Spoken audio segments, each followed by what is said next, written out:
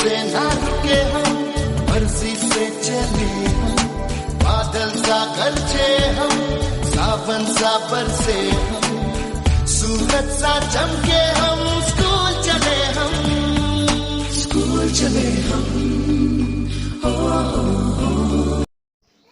Good morning class second के बच्चों। तो बच्चों हम पढ़ रहे हैं दूसरा पाठ तेनालीराम। तो कल हमने पढ़ा था कि जो कृष्ण देव राय महाराज थे वो लगातार युद्ध जीतने से क्या अहंकारी हो गए थे, वो अपने आप पे घमंड करने लगे थे। राजा का मानना था कि इस ज़मीन पे ऐसा कोई इंसान नहीं है जो उनका मुकाबला कर सकता हो। वो अपने आप को सबसे महान मानने लगे थे, जिसके विरुद्ध में तेनालीराम ने कहा कि आपसे महान तो कोई एक छोटा सा बच्चा भी हो सकता है। तो यहाँ तक हमने कल पढ़ा था। यहाँ से आगे अब हम पढ़ेंगे बच्चों। देखो, तेनालीराम की बात सुनकर राजा क्रोध से भर गए। तो क्रोध का अर्थ क्या होता है कि गुस्सा। कि तेनालीराम की बात सुनकर राजा को बहुत ज़्यादा गुस्सा आ गया। वो ज़ोर से बोला, तेनालीराम तुम्हारा इतना साहस। तो साहस का अर्थ होता है कि हिम्मत। तो राजा बोले कि तेनालीराम तुम्हारी इतनी हिम्मत, यदि ये सत्य है। तो सत्य का अर्थ होता है सच, यदि का अर्थ होता है अगर।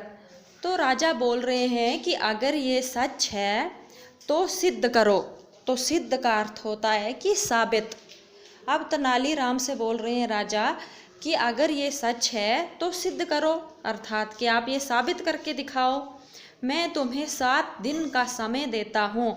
तो राजा ने कहा कि मैं आपको 7 दिन का टाइम देता हूँ। समय का अर्थ क्या होता है? टाइम। यदि तुमने अपनी बात सिद्ध नहीं की तो मैं तुम्हारा सिर धड़ से अलग करा दूंगा, जाओ यहाँ से। अब राजा बोल रहे हैं कि अगर आप इतने दिनों में साबित नहीं कर पाए तो मैं आपका सर धड़ से अलग कर दूंगा। इसका अर्थ ये हुआ कि मैं आपका सर काट दूंगा। तो राजा ने बोला कि जाओ यहाँ से। अब नीचे वाली लाइन, तेनालीराम चुपचाप राजा के सामने से चला आया। इस घटना के 2-3 दिन बाद, कि ये जो हादसा हुआ इसके 2-3 दिन बाद, उसने एक बेहद सुंदर, बेहद का अर्थ क्या होता है कि बहुत ज़्यादा, और सुंदर का अर्थ होता है कि ब्यूटीफुल, खूबसूरत बालक। बालक का अर्थ क्या होता है कि बच्चा को अपनी माँ की गोद में खेलते देखा। तो कुछ दिनों के बाद तेनालीराम ने एक बहुत ही खूबसूरत बच्चे को उसकी माँ की गोद में खेलते देखा। तेनालीराम उस औरत से इस बालक को मांगकर राजा के पास जा पहुँचा। तो तेनालीराम ने क्या किया कि उस औरत से वो बच्चा लिया और राजा के पास जा पहुँचे। वहाँ राजा रानी दोनों बैठे हुए थे। रानी निसंतान थी।